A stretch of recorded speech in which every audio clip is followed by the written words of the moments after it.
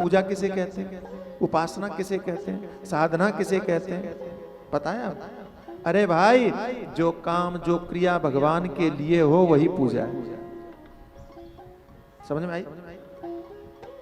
मैं और सरल कर दूं, करूं अगर इच्छा है तो, नहीं करूं। पूजा क्या है?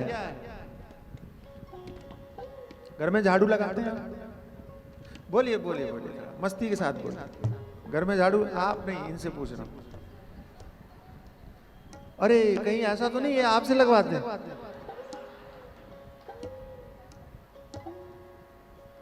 झाड़ू लगाते हैं घर में?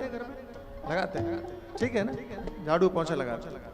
अब देखिए, तो अभी क्या सोच के झाड़ू पोंछा लगाते हैं? अगर नहीं लगाएंगे तो घर गंदा हो जाएगा, लोग क्या करेंगे, यही ना? थोड़ा घर में साफ सफाई होनी चाहिए, थोड़ा अच्छा दिखना चाहिए ना। अब देखो, इसी को बदल लो। क्या बोले? घर में भगवान है, भगवान का मंदिर है, और अगर घर सब साफ नहीं होगा तो भगवान को बेकार लगेगा। देखो गंदे घर में बिठाया है, भगवान के भाव से घर में झाड़ू लगाओ, यही पूजा हो जाएगी। कई लोग कहते हैं हमसे, महाराज घर के कामों से ही फुर्सत नहीं मिलती है और हम कैसे पूजा करें, कैसे पाठ करें। मैंने कहा कि तुम ऐसा क्यों नहीं करते कि घर के कामों को ही पूजा बना लो, घर के कामों को ही आराधना बना लो।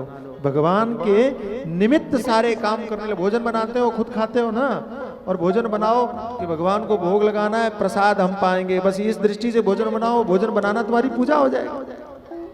अलग से कहां कुछ करने की जरूरत है। मेन तो भाव ही है। गोपियां कभी माला लेके बैठी हो, नहीं देखा होगा, सुना कभी? गोपियां माला लेके पूजा कर रही, सुना कभी? कि तपस्या किया गोपियों ने, लेकिन गोपियां सबसे बड़ी भक्त हो गई। क्यों? क्योंकि उन्होंने घर के काम को ही पूजा बना लिया। यही तो मेरा निवेदन है, आप अपने श्रृंगार को पूजा बना लो, आप अपने काम को पूजा बना लो।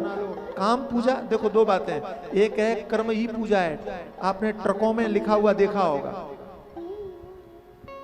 पीछे देखा, कर्म ही पूजा है। तो उसका मतलब क्या हुआ? उसका मतलब हुआ कि जो काम कर रहे हो वही करो, यही पूजा है। किसी पूजा वगैरह की झंझट में मत पड़ो, और ऐसी झंझट, ऐसे समझने के झंझट में आप मत पड़ना। कर्म ही पूजा का अर्थ ये नहीं है कि अपना काम करो, पूजा मत करो।